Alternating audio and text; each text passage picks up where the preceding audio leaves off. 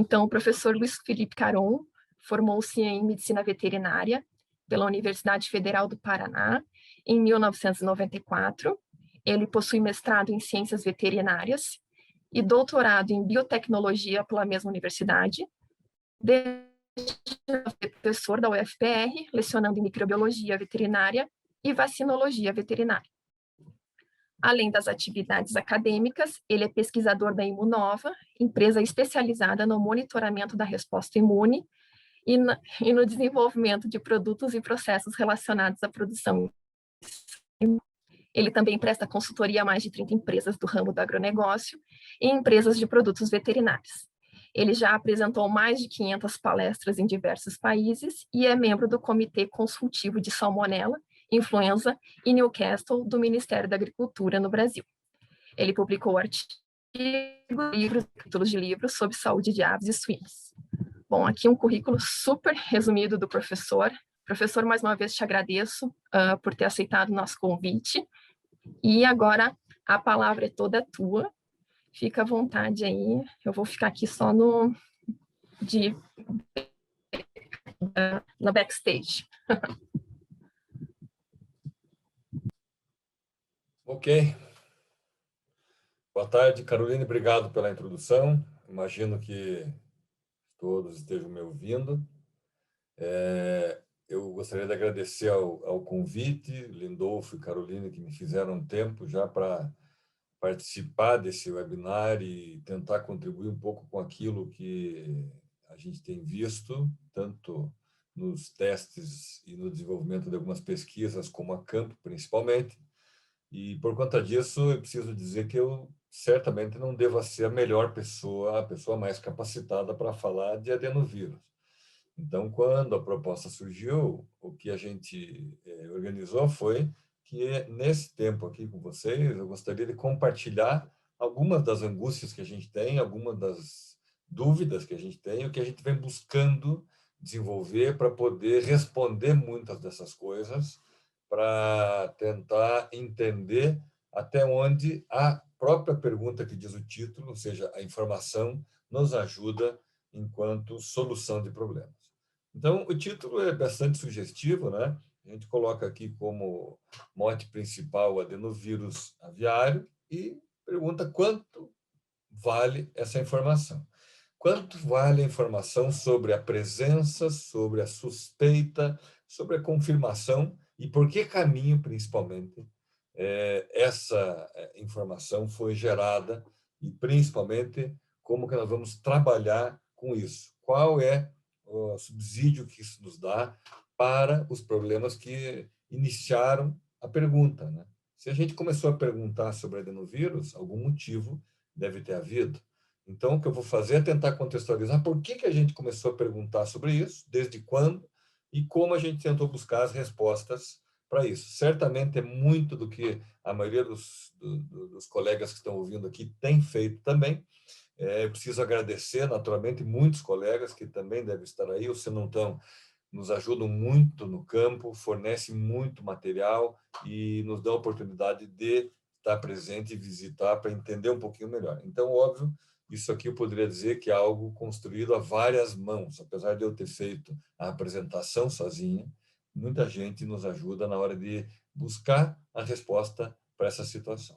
Então, se o título me permite perguntar quanto vale a informação, primeiro a gente tem que ter claro que quanto vale não significa quanto custa, né? São coisas diferentes, porque tanto vale quanto mais esse conhecimento se transforma em solução.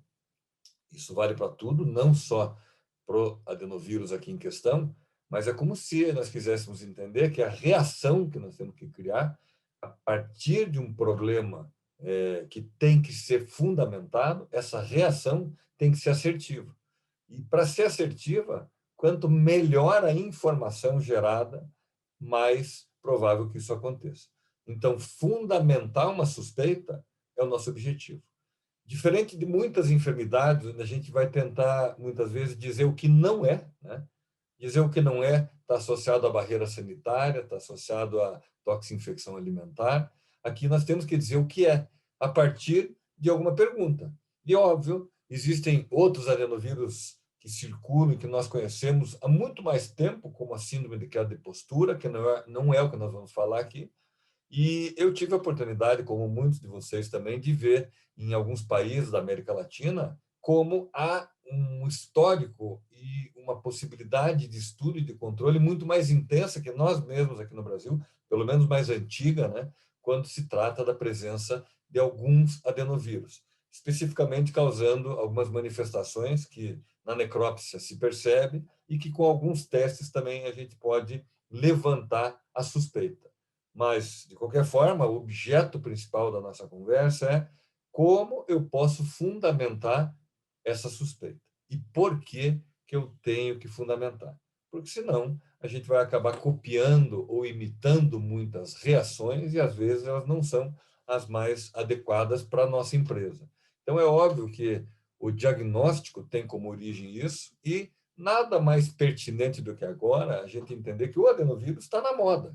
E eu coloquei essa afirmação aqui para, de duas maneiras, tentar dizer isso para vocês. O adenovírus aviário, que nós vamos tratar aqui, se está na moda é porque, de alguma maneira, muitas empresas, muitos colegas têm pensado, buscado e encontrado, eventualmente, algum sinal, eu não estou falando de sinal clínico, mas refiro a um sinal que acenda a percepção de que talvez ele esteja presente. Então, na nossa prática, na avicultura, isso é fato, mas ele também está na moda, vocês devem saber isso tanto quanto eu, porque a gente tem falado muito e ouvido muito, né, das vacinas de Covid. Eu coloquei isso aqui apenas para falar o seguinte, nós estamos falando aqui de um vírus que há algumas décadas já é uma vedete da vacinologia, ou seja, aquilo que lá atrás foi desenvolvido como vacina para HIV, para malária, tinha o adenovírus, não esse das aves, não é isso que eu estou dizendo, né? Como não é o do Covid também, o das aves. Mas é um vírus que é uma vedete para muitas pesquisas, porque ele tem particularidades muito interessantes, diferentes de outros vírus. Se a gente tivesse aqui presencialmente, eu ia perguntar quem tomou a vacina, como eu tomei, da AstraZeneca, que está aqui, né? E teve, talvez, como eu, uma reação enorme, né? Uma febre, dor no corpo, etc. Por quê? Porque o adenovírus sozinho, os adenovírus sozinhos, eles são adjuvantes deles mesmos. O reconhecimento desse vírus, ele gera reações imunes muito particulares, diferente de qualquer outro vírus. Por isso, eles são adjuvantes, eles, por serem eles, numa vacina, presentes na reação. E, óbvio, se eu falo de enfermidades, o fato deles serem adjuvantes significa eles estimulam o sistema imune de maneira muito forte. E, às vezes, essa maneira muito forte talvez seja responsável pelo que, diferente do Covid que está aqui, seja o que a gente esteja observando em algumas manifestações. Muitas vezes, né? Então, eu me pergunto, nós estamos tratando de um novo vírus a ser controlado? E essa pergunta, falando do Brasil especificamente, ela tem a ver exatamente com o momento onde isso começou a se tornar mais comum. Óbvio que adenovírus, e aqui não o da EDS, que é a de postura, mas o adenovírus, talvez da hepatite por corpúsculo de inclusão ou por outras manifestações, seja para nós aqui no Brasil um pouco mais novo do que países como o Peru, como a Bolívia, o Chile, a Argentina, que têm uma estratégia de controle há mais tempo e de detecção também.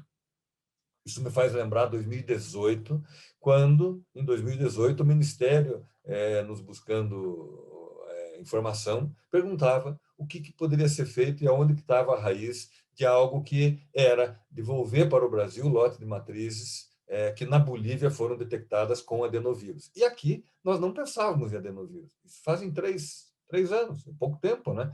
Mas em 2018 alguma coisa aconteceu para que o adenovírus talvez começasse a aumentar. O que estava por trás disso? Era para nós um novo vírus? É um novo vírus a ser controlado? Ou é algo que está aí há bastante tempo e a gente agora, por outras contingências, que nós podemos até discutir, começamos a perceber? Na própria América Latina, quando a gente vê, se discute muito se ele é primário, se ele é secundário, como que nós temos que agir em cima da presença dele e que ferramentas nós temos para agir em cima da presença dele. Então, óbvio, se é assim, uma cadeia de controle, que é aquilo que nós trabalhamos diariamente, né, associado à biosseguridade, esteve até na própria percepção de que alguma coisa, algum elo falhou lá atrás para fazer com que a nossa percepção e o problema, talvez, aumentasse relacionado a este agente etiológico.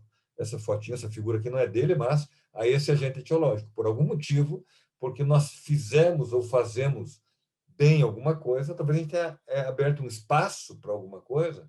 Como que nós trabalhamos com a amostragem necessária para detectar?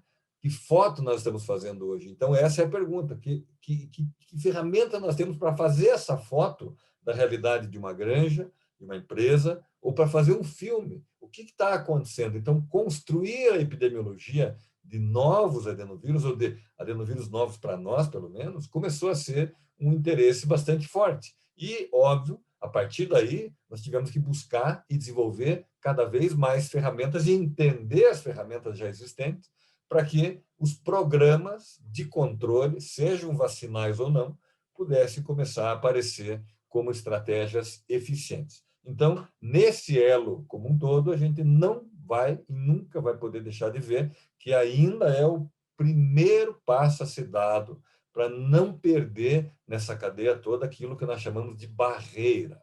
E barreira é sinônimo de biosseguridade. E barreira, pensando nesse nosso adenovírus aqui particularmente, é talvez entender aonde que eu tenho que colocar ela. É na matriz? É com uma vacina? É no frango? É nas pessoas? É na matéria-prima? Nós precisamos começar a aprender mais sobre isso, porque, assim como a gente, esses outros países que ainda sofrem, e mais do que a gente, também aplicam as estratégias tentando aprender no momento que nós estamos. Então, a gente continua tentando aprender por muito tempo. Ou seja, nosso ponto de partida, voltando à pergunta, né, aquela pergunta original, nós temos que trabalhar com diagnóstico. Diagnóstico significa análise de risco. Analisar a situação, entender o tamanho do problema, se é que ele está presente, e aí fazer a gestão desse risco. A pergunta é como que nós fazemos isso?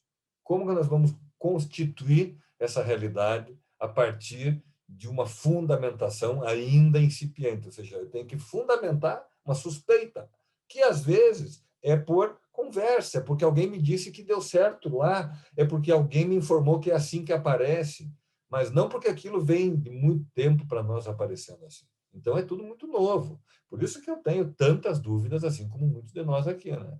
O ideal não é buscar a resposta certa, mas fazer a pergunta certa. Isso, naturalmente, é um algoritmo comum para qualquer diagnóstico, né? A gente tem que fazer a pergunta certa. Que pergunta eu tenho que fazer para poder dizer aquela situação, aquela manifestação que está me gerando problema, ela está associada ao quê? Como que eu faço essa pergunta? Facilitadores para isso são buscar os dados vinculantes. O que são os dados vinculantes? São aqueles que mostram uma relação de um achado com uma manifestação ou clínica, ou zootécnica, ou de prejuízo no abatedor.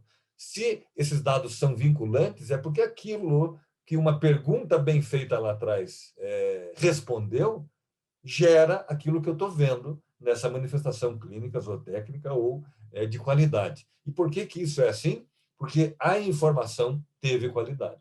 Então, no meio do caminho entre o dado que eu coleto, e o dado, muitas vezes, ele é clínico, não vamos passar por aí, ele é clínico, ele é laboratorial, no meio disso tem a informação para eu construir o conhecimento, construir aquilo que é o conceito atrás do problema, ou em cima do problema, né?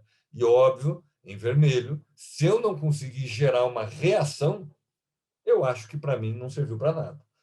Se eu conseguir gerar essa reação, eu vou poder pelo menos concluir que não adiantou nada para mim. E aí eu mudo a minha reação. Mas eu tenho que gerar uma reação. E ela vai ser tanto melhor quanto melhor a qualidade dos dados gerados.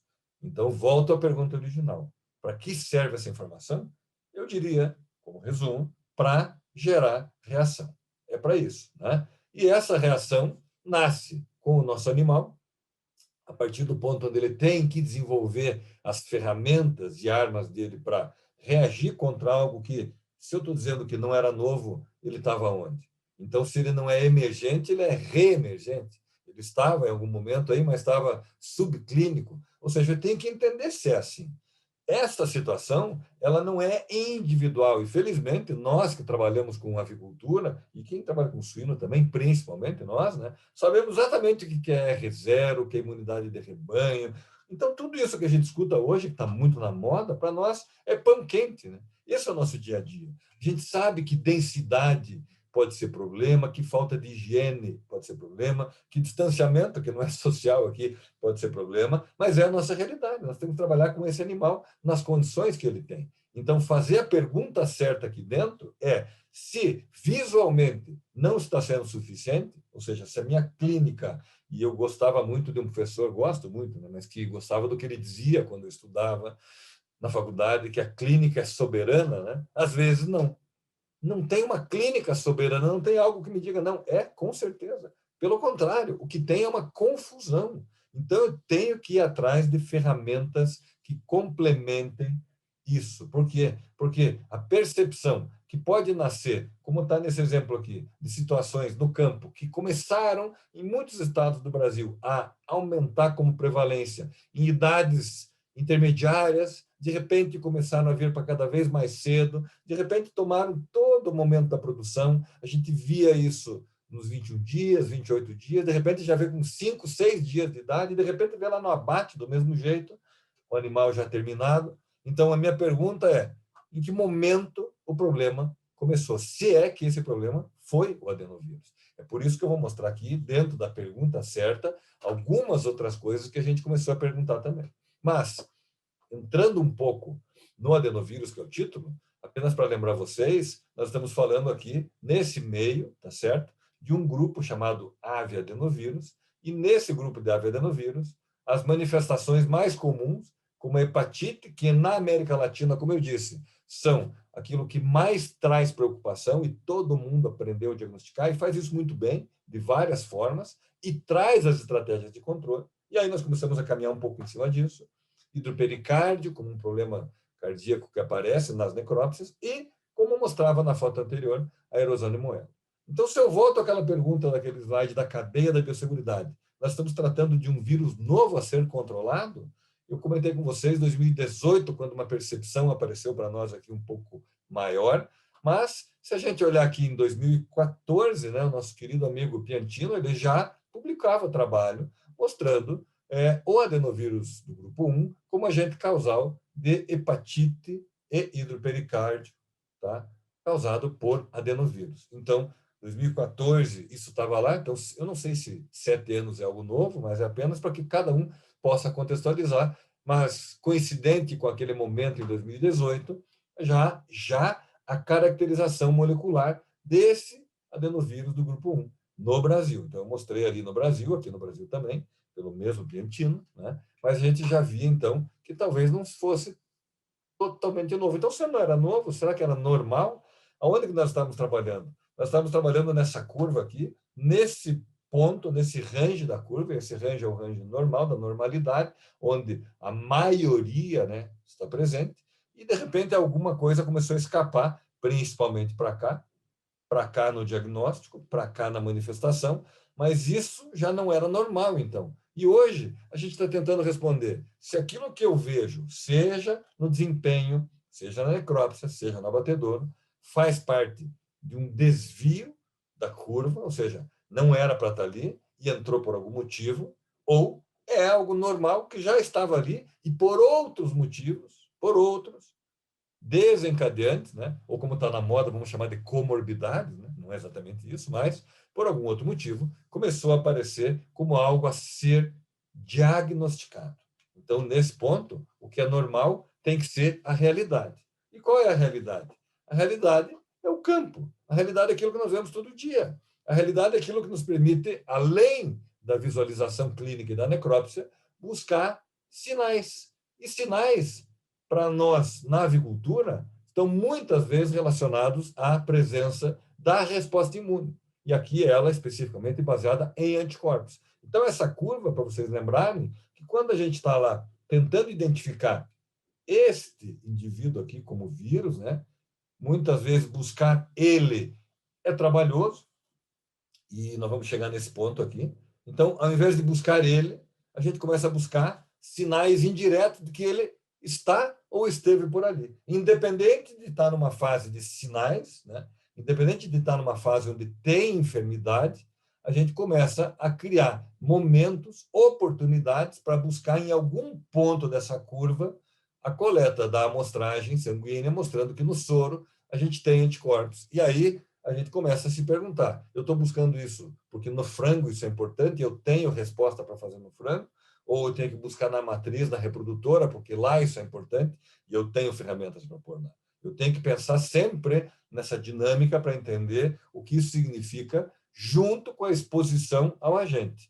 E aí começam as dificuldades. Isso não é exclusividade do adenovírus. E, naturalmente, como a Caroline falou, eu não vou aqui falar do kit, eu não estou fazendo propaganda nem dizendo que é assim que funciona o assado, eles podem falar muito melhor do que eu, mas sim, nós, quando temos a oportunidade de buscar um anticorpo, com algum método viável, rápido e barato, a gente busca. E constrói essa epidemiologia de forma muito inteligente.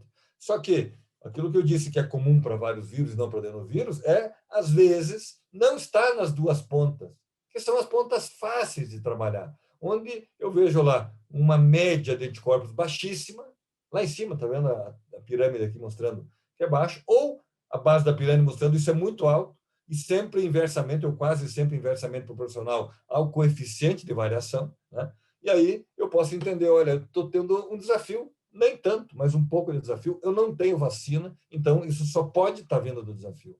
Ou eu posso estar tendo aqui embaixo, na base da pirâmide, um altíssimo desafio, porque eu também não tenho vacina, e isso não era esperado. E com um coeficiente de variação pequeno, isso me mostra que está uniforme o desafio. Mas eu posso começar a vacinar. E aqui nós temos estratégias que começaram a ser buscadas para isso. E da mesma forma, os testes para buscar a presença de anticorpos, eles podem nos ajudar a interpretar e entender o êxito que a gente busca nessas pontas, principalmente nessa aqui. Mas, infelizmente, nós trabalhamos, todos nós, na maioria das vezes, no limbo, né? E eu gosto de chamar no limbo porque é aquele momento, aquele ponto onde um liga para o outro, pergunta para o outro, o que será que quer dizer isso, hein? Será que isso aqui é desafio? Será que essa vacina era isso que eu esperava? Então, como é que eu construo essa realidade? E eu estou falando de um vírus que nós temos que começar a pensar que é novo, que está aí disseminado, ou que a gente já estava com ele e só estamos vendo. Então, esse limbo é talvez o ponto onde nós temos que plotar, embarcar novas ferramentas para auxiliar aquilo que é o pão quente do diagnóstico indireto, que é o quê? O ELISA. Nós temos como fazer ELISA para adenovírus, então, coincidentemente, a BioNTech produz, né? E aqui um exemplo, onde lá no final do lote, né, perto do abate, eu posso identificar grupos aqui onde tem uma negatividade grande, e de repente começa a ter uma pequena positividade, e de repente isso se distribui na população de forma bimodal, como a gente chama, né? Sobe, desce, sobe um pouco, desce, trimodal, na verdade, aqui, né? E o que isso significa? Isso aqui diz para nós o quê? Não tem vacina. Eu quero dizer o seguinte, não está sendo vacinado. Então, de onde veio essa resposta? O vírus está circulando. É vinculante isso? Ou seja, a lesão, o desempenho, a perda no abatedouro, é por causa disso? E essa é a grande jogada. Construir aquilo que aparece como uma triagem muito interessante, com uma possibilidade de acender uma luz amarela, e aqui é a luz amarela que acende, para daí a gente buscar dela acender a vermelha ou voltar para a verde. Mas nós temos que acender. E essa luz amarela, ela é atenção. Não é à toa que chama-se atenção. É por isso que testes como esse, eles geram para nós uma possibilidade de atenção muito grande. Nós temos que estar atentos ao que começa a aparecer. E, felizmente, para nós, na avicultura também, nós sabemos fazer isso como amostragem. A gente não deve ficar esperando o problema aparecer, para daí, na hora do problema, em cima dele, tentar entender. Então, a gente começou a colocar isso dentro de uma rotina para entender como que a distribuição disso está naquela curva, se é normal, se está para a direita ou se está para a esquerda. E ainda mais quando as ferramentas começam a ser utilizadas. E aqui a gente vê a ferramenta que está ali na seta verde, que é a vacinação de uma reprodutora, e a partir da vacinação de uma reprodutora, numa idade específica, uma ou duas doses, a gente vai buscar em diferentes idades, antes que entre na produção, o que aconteceu com o título, ou seja, com a quantidade de anticorpos presentes. Eu espero, nesse caso, então, que se a análise de risco foi bem feita e é vinculado ao problema, a minha perda, a presença do vírus, nesse caso, a solução, a minha reação tem que gerar uma solução. Caso contrário, eu vou passar o tempo e vou dizer para quem me ofereceu essa ideia, olha, legal,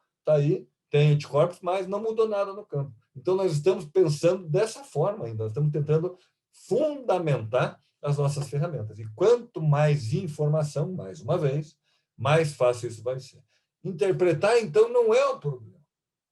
Não é o problema. Quer dizer, interpretar quer dizer o quê? Eu pego um monte de dado na mão, né, e transformo esse dado em informação. Não é o problema, porque isso é basicamente uma análise estatística, uma análise matemática. Mas, a partir daí, eu tenho que começar a explicar. E aí, no momento de explicar, talvez a gente comece a criar problemas para nós mesmos. Então, a ideia de ter uma hierarquia, né? Uma hierarquia desde aquilo que é, eu não vou chamar de grosseiro, mas o que é muito visível, até as últimas estratégias de detecção, elas têm que seguir essa estratégia de resposta. E aqui a gente está vendo que, nas últimas estratégias da hierarquia, a gente está buscando entender que, dentro de várias possibilidades de aparecimento de sorotipos ou sorovários de adenovírus, eu vejo que há uma diversidade. Então, eu não tenho só um adenovírus, adenovírus causador do grupo 1 aqui, da minha hepatite, da minha erosão de moela ou do hidropericárdio, mas sim, eu tenho 12 diferentes. Então, se é assim, um me protege contra o outro. Infelizmente, nesse caso, não. Isso nós já sabemos. Por quê? Porque muitos países, há muito mais tempo, já buscam esse controle. E é por isso que se abriu um espaço para a vacinação, especificamente de forma customizada, ou a chamada vacina autógena, que nós também sabemos fazer no Brasil. Mas o fato é que a resposta ela é customizada. Então, nós entendemos que existe uma distribuição no Brasil de maneira diferente e até que ponto a gente tem que entender isso para poder, na resposta, gerar a reação necessária. Ou, se na primeira pergunta a ser feita, por isso eu voltei lá atrás dizendo a pergunta certa, gerar uma pergunta genérica, uma pergunta guarda-chuva que possa me dar uma informação, é talvez um passo para, a partir daí, buscar outras situações. Então, a sorologia que nós mostrávamos aqui pode ser realizada pela prova padrão ouro, né, como vírus neutralização, para qualquer avaliação viral, e estas são sorotipos específicas. Eu entendo se é o sorotipo 1, 11, 8A e assim por diante. Então, a soroneutralização, ela existe, e eu tenho que avaliar os prós e contras, porque não são em todos os lugares que se fazem, não são todos os laboratórios que têm estrutura de cultivo celular para fazer vírus neutralização. Então, tem prós e tem contras.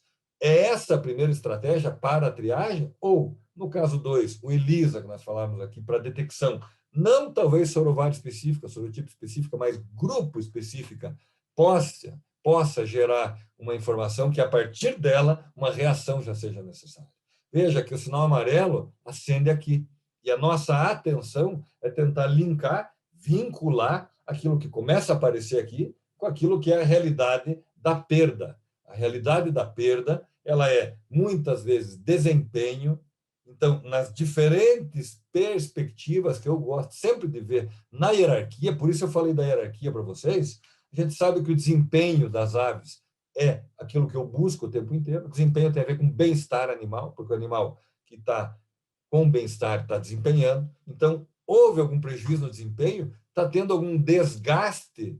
Tem algum custo associado à resposta por algo novo, ou se não novo, somado a outra coisa que está me trazendo esse problema? Eu tenho que ter avaliações de desempenho o tempo todo, tempo todo. O ambiente, como que esse ambiente mudou? O que eu tenho feito nesse ambiente para que ele talvez seja um dos responsáveis junto, e nunca sozinho, nunca vai ser sozinho. Mas esse ambiente ele mudou porque é a época do ano que isso acontece. Isso era clássico e claro quando começou a aparecer. Muitas empresas eram assim, em algumas épocas, daí chegava em agosto, setembro, aí já diminuía, de repente vinha, subia de novo, e de repente a gente está vendo agora que já não se respeita nem época mais. Então, o que aconteceu? Além disso, foi uma deficiência de manejo nossa, porque a ambiência fosse um dos responsáveis, é a ventilação, o aquecimento, é a densidade que sobe assustadoramente muitas vezes, ou não? Isso não tem relação. Nós estamos buscando o quê? Identificar qual o vínculo que as manifestações observadas desde bom tempo aqui para nós têm com as respostas laboratoriais. Então, a soma do que a gente está vendo com o que a gente encontra nas amostragens que fazemos é o que talvez possa gerar a resposta mais fácil. Se, além daquilo que é a erosão que a gente vê, às vezes, com uma gravidade onde não só a moela, mas o proventrículo aqui é demasiado, e aí começaram a entrar outras doenças, né? Essa hiperplasia ou hipertrofia do proventrículo, esse edema do proventrículo, é o adenovírus que faz isso? É ele que está vinculado a isso aí? Ou é o Birna vírus clássico dessas situações? Ou tem um outro vírus? Ou, além de, nós não podemos falar que é só ambiência, nem é só desempenho e nem só nutrição que vai aparecer, são mais de 2, 3, 4, 5 vírus ao mesmo tempo. Então, quanto vale essa informação, gente? É onde eu quero chegar. Para poder entender, para mim mesmo, que a busca pelo ideal, ela está numa interrogação gigante hoje. Como é que a gente soma todas as respostas que nós encontramos em diferentes situações, em diferentes empresas, em diferentes estados do Brasil, associado ao que em diferentes países já é talvez uma realidade, e começou, nessa hierarquia, a tentar eliminar causas que talvez fossem aquelas primeiras, né? Então, a micotoxina é responsável pela erosão. Não, de repente, não, não era isso. Ah, não, é o cobre. Não, não era o cobre. Era a aminobiogênica. Não, não era também. Então, nós começamos a descartar e numa estratégia correta de hierarquia, assim que se faz diagnóstico, né? Nós fomos tamizando, fomos separando as perguntas até deixar no final um funil onde as mais assertivas pudessem nos dar uma resposta. E se elas são assertivas de fato, o que nós vamos ver é que o controle implantado vai ajudar. Se não for assim, a estratégia da pergunta precisa ainda ser complementar. E é por isso que, finalmente, quando a gente, nas diferentes perspectivas, parte do desempenho, entra no ambiente e na ambiência, passa pela nutrição, chega nas estratégias onde aí produtos começam a aparecer como alternativas a esse controle. E desses produtos, tem vários inespecíficos, tá certo? E os inespecíficos têm a ver com poder anti-inflamatório, com poder antibacteriano, poder antiviral, tem a ver com poder imunoestimulante, vocês sabem, essa é uma palavra que eu detesto, mas eu estou usando aqui apenas para a gente não perder muito tempo, e as vacinas, que aí sim, de maneira muito específica, se a gente coloca e está vinculado ao diagnóstico de forma correta, vai melhorar. Caso contrário, não vai.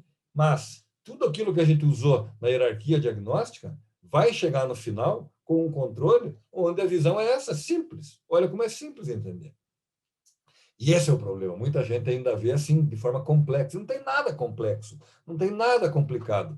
Isso a gente chama de estratégia dos ganhos marginais, né? Vai dividindo os problemas gigantes em pequenos, vai resolvendo um a um, vai linkando eles depois e no final constrói tudo de novo para dizer, era assim, era isso que aconteceu, e aí a gente criou e tem que criar um algoritmo para essa triagem, para chegar no final. E esse algoritmo, ele tem muito a ver com o diagnóstico complementar. Então, primeira ideia, por isso que a hierarquia tratava disso. Clínica, o que é enzótico? O que é aquilo que está sempre lá? Ou o que é emergente? Do que nós estamos falando? É algo que sempre esteve aqui e a gente não via? Ou é algo que surgiu de repente? Ou é reemergente? Estava, não estava, agora voltou. Então, a clínica, nessa triagem, aparece como a primeira coisa. E, óbvio, como parâmetro para a clínica, a gente sabe que no frango também a gente tem a possibilidade de fazer necrópsia, e isso entra aqui como visual. E aí não deixa de ser a clínica também, onde um proventrículo aumentado, uma moela toda erodida, desde muito novinho, começa a chamar a atenção para a gente, desde essa idade até lá o batidouro. Mas aí a gente já vem embarcando uma segunda ideia, sorologia. Qual é a realidade do meu lote, a realidade da minha empresa? Sem vacinação, uma vez que eu talvez não tenha ainda, ou com vacinação? Qual é a realidade? Qual é o baseline? Isso a gente fala e gosta tanto de falar, né, na base de dados. Como que eu coloco essa interpretação? Então, é mais uma alternativa que nós temos e temos que usar, porque é rápida e barata e abrange uma grande parte da população potencialmente, quando a amostragem é bem feita. Histopatológico é jurássico, entre aspas, ou seja, é algo que se faz há muitas décadas para muitas coisas e sempre orienta. Tanto é que a própria hepatite por corpúsculos de inclusão ainda é detectada com corpúsculos de inclusão no histopatológico, lá no fígado, dizendo, olha, isso aqui é típico do adenovírus, grupo 1, então talvez seja ele. Ok, vamos usar, temos como usar? Vamos usar. Hoje, mais modernamente, não hoje, né, mas óbvio, já há muitos anos, né, o PCR, ou as técnicas moleculares, como que é a amostragem, aquilo que eu pego da população, que órgãos, que animais, que idades, melhoram a sensibilidade e revelam essa técnica, essa ferramenta como algo valioso, e tem que ser valioso. Mas nós vamos ver aqui, às vezes, eu não consigo responder tudo ao mesmo tempo. E aqui duas outras situações onde a hibridização fluorescente é uma possibilidade, o FISH, né? Essa é uma visualização esclarecedora, porque é a fotografia no momento que o filme está passando, então não deixa muita dúvida, e o isolamento, finalmente, que é o que deixa menos dúvida ainda, afinal de contas, os postulados de Koch, né? Aqueles postulados que dizem como que o que eu tenho que perguntar para dizer que um agente é responsável por aquilo que você vê, é o que você faz aqui. Eu isolo, eu inoculo, reisolo, eu posso reinocular e ver a mesma coisa. E essa é uma etapa necessária, prévia à vacinação, porque eu preciso ter o vírus, então eu tenho que isolar o vírus. Todas essas estratégias diagnósticas são complementares. Eu acho, né, que nós não devemos ver uma melhor ou maior do que a outra. Nós temos que, sim, fazer a melhor pergunta. Como que nós vamos colocar isso?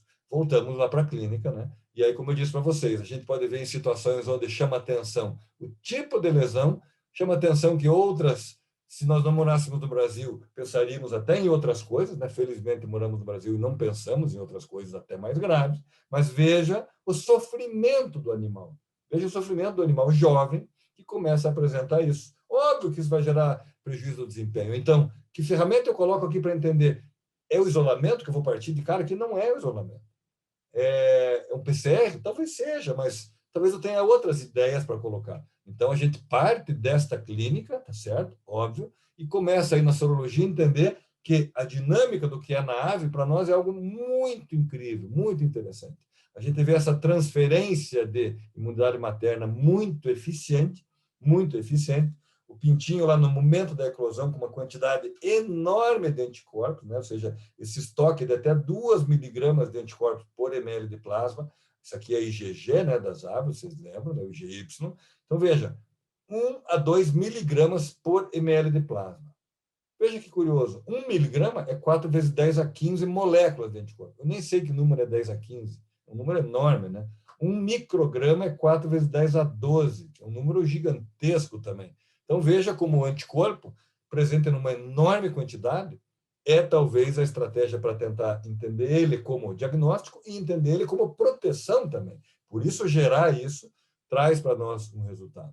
Só que nessa loucura de volume e de quantidade, veja que com 400 milhões de anticorpos por ml, então esse 0,0001 micrograma, um ELISA dá positivo. E eu coloco 50 microlitros no pocinho lá no laboratório, ou seja, ele vai detectar 20 mil moléculas. Se tiver menos, ele diz é negativo. Então, isso quer dizer, eu tenho estratégias, a qualidade dos testes tem que estar muito, muito afinada com aquilo que eu espero, mas eu preciso complementar isso com os momentos onde a sensibilidade e até a especificidade, às vezes, elas são inversamente proporcionais, começam a me gerar mais dúvida do que resposta.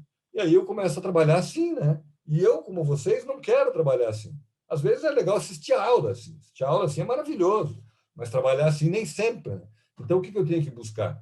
Trazer essas informações para essa realidade minha, de um animal que precisa de um ambiente espetacular, ele precisa, porque ele é imunoincompetente. Lembram-se? Ele cresce tão rápido, tanto que o sistema imune dele já sofre. Então, será que nós começamos a colocar nele um risco que dava para suportar e, de repente, não dá mais? O que nós temos na mão? Temos o embrião para agir esse embrião que já recebe, vocês viram lá, desde a imunidade colostral, nascendo com uma quantidade assustadora, e por isso mesmo, programas que mostram onde a transferência é diferente por idades de matrizes, aqui matriz novinha, intermediária e mais velha, com a média de transferência para diferentes doenças. O adenovírus, infelizmente, não está aqui nessa lista, mas a gente sabe que quando a gente começa o nosso algoritmo para entender esses pintinhos, essas lesões estão associadas a quê? Quais são as perguntas que nós fazemos? A idade da matriz tem a ver, a maneira como isso está acontecendo, a origem, a incubação. Então, nós temos muitas variáveis, nós temos que isolar variáveis,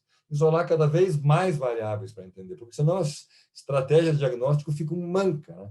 Por isso que vale a pena a gente começar a entender como que lá na matriz nós estamos mudando a dinâmica de produção, seja porque a gente está vacinando ou não, e aí a gente começa a colocar em épocas diferentes, e se estamos vacinando, a gente espera que isso aumente para transferir, porque a própria transferência vertical, a transmissão vertical pode acontecer, como a contaminação horizontal lá desde muito cedo. Então, eu tenho essa estratégia como algo interessante, e o ELISA como algo muito interessante para poder provar se eu não estou vacinando, qual é a presença, e se eu estou vacinando, qual é a qualidade do meu processo. Então, validar a qualidade do processo para nós aqui sempre foi óbvio.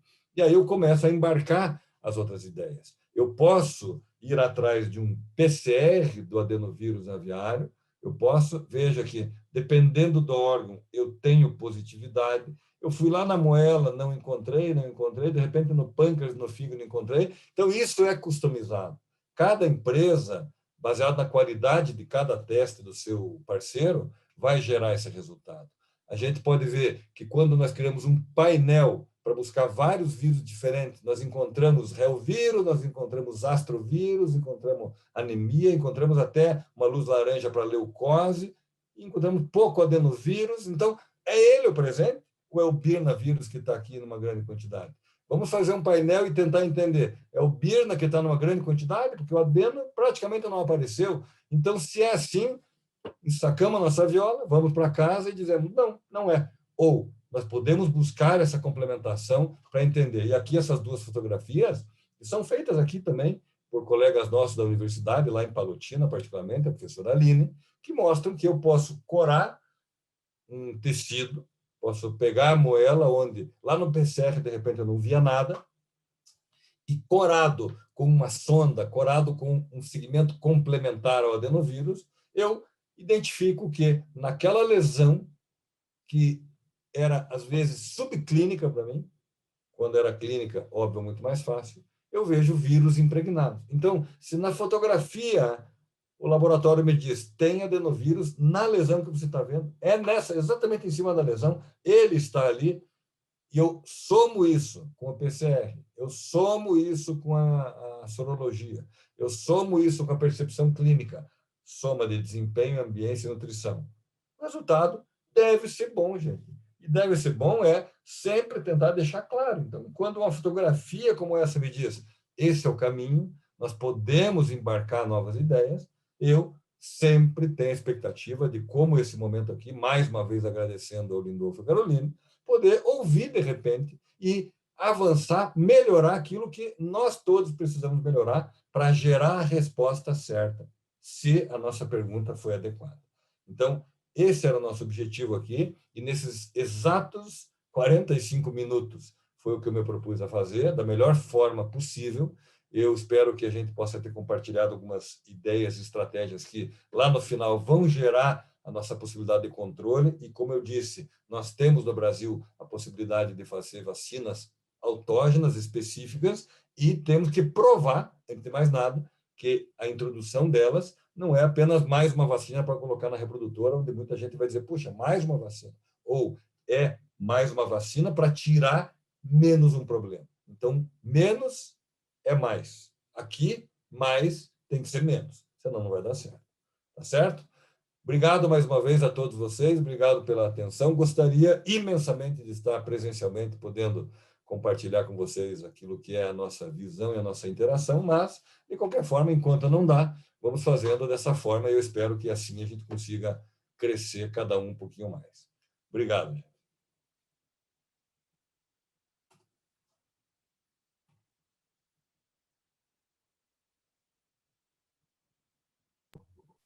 Ok.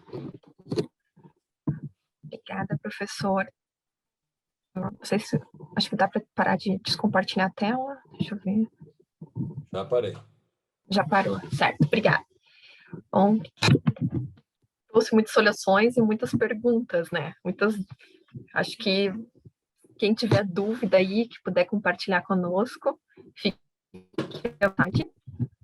Não é possível que eu não tenha, né? Eu tenho várias. Ó, já temos uma dúvida aqui da Regiane, a nossa colega da base. O principal achado em necrópsia é a erosão da moela e alteração do proventrículo? É o que eu, pelo menos particularmente, da minha parte, tenho visto bastante, entendeu? O achado na necrópsia, a erosão de moela, em algumas empresas a proventriculite junto, em outras empresas a proventriculite não junto, né? E alterações hepáticas e no coração também. Então, o hidropericárdio, a hepatite e a erosão, elas vão flutuando aí, mais ou menos presente em algumas empresas. Isso é o que eu tenho visto aqui. Lá fora, nas vezes que eu pude estar, principalmente no Peru, na Bolívia e no Chile, não foi o que eu vi. Então, para mim, é um pouco diferente, sabe? Mas, sim, é a erosão que eu tenho visto aqui. Obrigada. Paulo Martins. Onde falhamos na entrada dos novos adenovírus no Brasil? Paulo, se eu soubesse, eu não estava nem aqui falando com você, viu? Nem estava aqui falando com você. Mas poderia dizer o seguinte: eu acompanhei relativamente de perto esse episódio em 2018, onde as matrizes foram devolvidas para o Brasil, né? Então, a partir daí, muitas ideias começaram a aparecer. Nós falamos porque nós melhoramos muito a condição de biosseguridade e não demos atenção para um vírus que estava ali e ele entrou. Tem gente que acha isso. Nós falamos porque tinha vacina contaminada. Tem gente que acha isso também. Nós falamos porque, junto com o adenovírus, outros vírus começaram a entrar ao mesmo tempo, e aí a síndrome, né? A síndrome, que não é um vírus só, começa a causar. Honestamente, como eu tenho visto em diferentes empresas diferentes resultados a partir das estratégias, até acho que não tem uma resposta só para isso, né?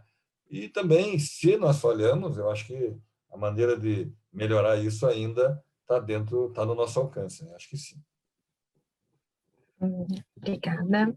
Professora Josiane Tavares de Abreu. Quais subtipos de avioadenovírus têm sido detectados nas provas seguidas pelo sequenciamento e análise por instrumentos de bioinformática?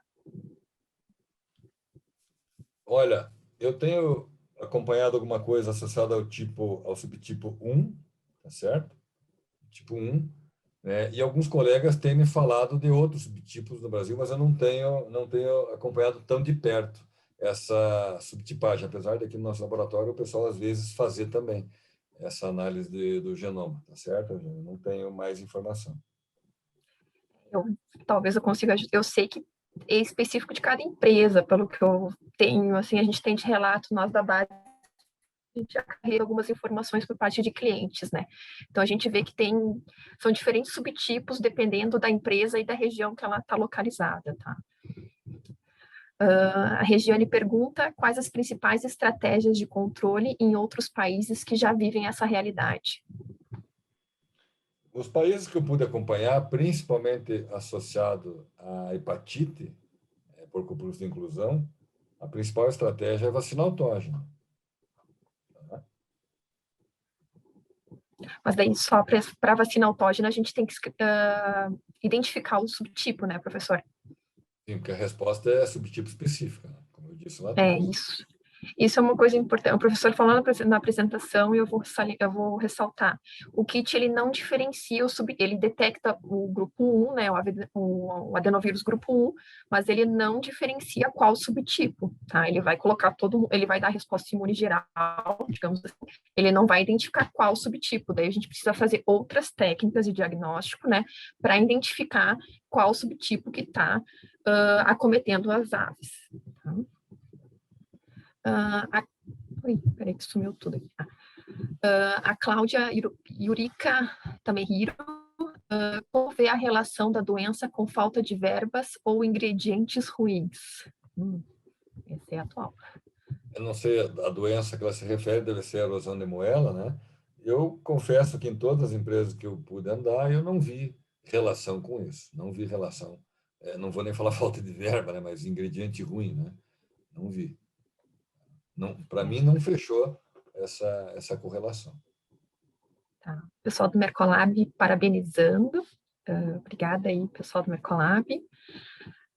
A Priscila, mesmo com a alta soroconversão, a matriz pode se reinfectar, provar e transmitir o vírus verticalmente para o frango de corte? Existe uma dinâmica do ponto de contato e de transmissão vertical que, com uma alta soroconversão, quer dizer, a vacina com uma uniformidade de resposta boa, a chance é muito pequena. Porque a reinfecção, ela é possível, as vacinas não são esterilizantes, né? Nenhuma vacina, pode ser nenhuma. Mas a chance disso transitar e chegar via oviduto, ela diminui muito. Então, existe nessa curva de momento de infecção, uma situação onde a matriz muitas vezes está entre aspas, blindada, não é exatamente blindada, mas acaba diminuindo muito essa via de transmissão. Certo. Marcos, nos casos de erosão de moela, o diagnóstico foi feito de que forma? Por PCR? Eu não sei se o Marcos está perguntando sobre o que eu mostrei, mas... Eu acho que provavelmente os casos que tu mostrou. Então, ali haviam casos, só um pouquinho de foto, né, de tanta coisa que a gente vê, mas havia um caso onde o PCR foi feito e deu negativo, havia um caso onde o PCR foi feito e deu positivo. E havia um caso onde o PCR negativo deu FISH positivo, e aí alguns casos onde o PCR e FISH eram positivos, tá certo? E muitos desses casos, para algumas empresas, já com uma triagem de sorologia sendo feita. Aí a Josiane aqui complementou que ela encontrou quadros muito severos de hepatites nos subtipos 4, 8 e 11. É o que eu tenho de 4 e 8, se eu não me engano, os que mais eu recebo. Tipagem é importante para o controle. Exato. Professor, tens conhecimento de alguma redução de performance em frangos ou na matriz? Sim, a gente tem visto isso, tem visto redução de performance, desempenho comprometido, né? E é natural que isso aconteça, é esperado, afinal de contas é o aparato digestivo que está comprometido, além do próprio custo da reação. Então, volta ao que eu disse lá atrás, o adenovírus ele é um vírus adjuvante, o adenovírus é um vírus com reação muito forte, muito forte. Então, sim, isso tem aparecido. No frango, muito mais do que na matriz, porque na matriz dilui um pouco, né? Mas existe também. A Josiane também pergunta, dos agentes imunossupressores que comumente são encontrados consorciados com adeno, quais têm sido mais prevalentes? Josiane, é uma CAV, ótima IBD, pergunta. ela responde CAV, BD, REL, outros vírus entéricos? Certo. É uma ótima pergunta, até porque eu lembro, quando a gente começou a responder isso aqui, eu lembro às vezes que eu comecei a participar de algumas reuniões no Peru e na Bolívia, eles mesmos, né, começam a colocar o adenovírus, e muitas vezes eu vi colocando o adenovírus como ele é um agente supressor, e não como ele é o agente causal de algum problema. Então, havia essa discussão, não, o adenovírus ele é imunossupressor. Bom, isso é o que eu ouvi lá, né? Quando a gente veio aqui e começou a colocar outras ferramentas de detecção, no PCR particularmente, e a gente está tentando agora, junto com a professora Aline, até fazer outros fiches para outros vírus, mas com o PCR principalmente, encontrando muito disparado, muito vírus da anemia, tá? Reovírus ele tem aparecido com uma grande frequência também, por alguns escapes vacinais, o birnavírus também, e eu não vou entrar aqui alguma polêmica antes que a gente avance em outros assuntos para poder comentar. Eu digo polêmica porque talvez gerasse uma polêmica desnecessária a presença de alguns outros vírus que a gente tem encontrado também. Mas, logo a gente vai ter a luz amarela que está hoje para isso aí, voltando para verde ou subindo para vermelha, não sei. Mas eu diria para você, anemia disparada. E só um complementar, a gente tem visto também o girovírus 2, que é um vírus diferente da anemia. Tá? A gente detectou ele no laboratório, nós fizemos, inclusive, inoculação, isolador, e vimos os sinais se repetindo, mas eu não tenho muita coisa conhecida sobre esse vírus ainda. O Marcelo Zuanazzi. Como gerenciar expectativa e ansiedade diante de casos suspeitos e o tempo, muitas vezes requeridos para fechar o diagnóstico? Meu querido Marcelo Zonasi, adoro o Marcelo, amigão, né? Marcelo, assim como você, essa ansiedade que nós temos, né? Nós somos pessoas ansiosas, é exatamente aquilo que tem que contaminar, no bom sentido, o cliente, contaminar a empresa, para dizer, olha, a gente precisa avançar um pouco mais ainda no diagnóstico, porque depois dele a gente talvez tenha que buscar, se isso for eficiente, a vacina autógena. Isso tudo demanda um tempo enorme, porque depois é na matriz que nós vamos fazer, para depois ela começar a produzir no frango. Ou seja, essa cadeia realmente é uma cadeia de controle de ansiedade, né? É um controle de ansiedade porque não tem outra saída. Mas a maneira de controlar, se é que dê para controlar, é transformar a informação em conhecimento. E o conhecimento é, olha, se a gente detectou e é esse tipo, é o subtipo, a gente vai ter que conseguir isolar agora, e uma vez que nós conseguimos isolar, nós vamos conseguir produzir a vacina, e se nós conseguimos conseguir aplicar, e se conseguimos conseguir medir, e se, ou seja, é tempo. Mas concordo com você, a ansiedade talvez seja a palavra-chave. Bom, o Ilmo Nunes, Dr. Caron, como sempre, boa palestra. O adenovírus pode causar erosão de moela durante o processo de incubação, sendo que aos 18 dias, nos pintinhos já temos erosão. Essa também é uma grande pergunta, porque a gente foi buscar essa informação também, porque parece que sim. Parece que sim, uma vez que já havia uma precocidade assustadora e vem vindo, né, para as empresas que sofrem cada vez mais, de uma forma precoce, inclusive no embrião. Então, parece que sim. Temos a pergunta do Diogo Ito e da Josiane, que é na mesma direção, né? Ambos perguntam de monitoria sorológica para granjas de postura comercial e se o senhor tem visto quadro em poedeiras e se tem alguma diferença nesses quadros quando comparamos com linhas pesadas. Então, em poedeira comercial. Diogo, desculpe eu não poder, talvez, avançar. Eu não gosto de teorizar aqui em cima do que eu não vi. Eu não tenho acompanhado esses quadros na poedeira. Eu não tenho, realmente não. Mas, por isso eu disse no início, tenho plena certeza que tem gente muito melhor do que eu aqui para completar esse tipo de informação. Tá. A doutora Yara, Maria Trevisol, lá da Embrapa, parabéns à base pela iniciativa. Adenovírus é o nosso atual quebra-cabeça. Vamos lá, colega, nós podemos. Vamos tentar uma vacina autógena em estudo experimental. Parabéns, professor Caron. Oi, Yara, que saudade de você, a nossa doutora coronavírus aí. A vacina, eu não sei se uma vacina autógena experimental, quer dizer, nós temos vacinas autógenas sendo produzidas no Brasil. Temos sim, né? Não é nem experimental, já são vacinas comerciais, né? Já tem algum tempo mais de uma empresa fabricando. Então, inclusive com resultados que eu tenho acompanhado em algumas empresas, bons resultados, né? Então, já estamos além do experimental, já é uma vacina autógena comercial. Uma vacina não autógena experimental, eu não conheço ainda essa. Eu tenho certeza que é possível, porque tudo é possível em imunologia, entendeu? Tudo. Mas eu não conheço uma pesquisa nessa linha, Yara. O Tarcísio Simões e o Nelson Haga também perguntam na direção de poedeiras, né, de poedeiras comerciais, se o senhor tem visto caso, se tem relato. Acho que isso aí a gente pode vou ver até junto com a Biocheck, a gente anota isso aí, ver se a gente tem algum relato internacional em poedeiras comerciais, né? Não sei se o Lindolfo tem visto alguma coisa aqui se alguém também. que está ouvindo a gente, que é da área, pode falar, tenho certeza que deve ter alguém que está vendo alguma coisa. O pessoal de laboratório privado, principalmente, né, que presta serviço, provavelmente deve ter amostra aí de poedeira comercial. E a Carla aqui,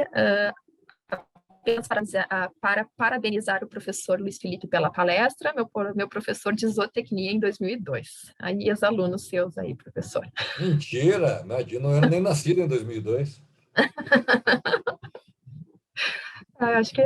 Acho que foram aí. Foram todas as perguntas. Não sei, quer deixar mais um Que bom, tempinho? Se legal, o alguém... pessoal participou bastante. Você vê como tem muita dúvida, né? Exato. Tem. Mas eu peço desculpa mais uma vez por talvez não ser a melhor pessoa para poder compartilhar tanta informação, mas sim aquilo que a gente tem feito. É bastante, né? Para muita gente. Então, eu acho que daqui a pouco a gente vai ter mais êxito, todo mundo junto nesse quebra-cabeça, como a Yara bem falou. Exatamente. Bom, mais uma vez, obrigada, professor. Agradeço a presença de todo mundo. Podemos, se não tem mais perguntas, a gente pode encerrar, né, professor? Muito obrigado. Obrigado, Certinho. Carol. Obrigado, Wolf. Obrigado a todos os queridos colegas aqui, que muitos deles puderam até conversar. Legal. Obrigado. Certo. Então, Tchau, tchau, tchau. pessoal. Tchau, tchau.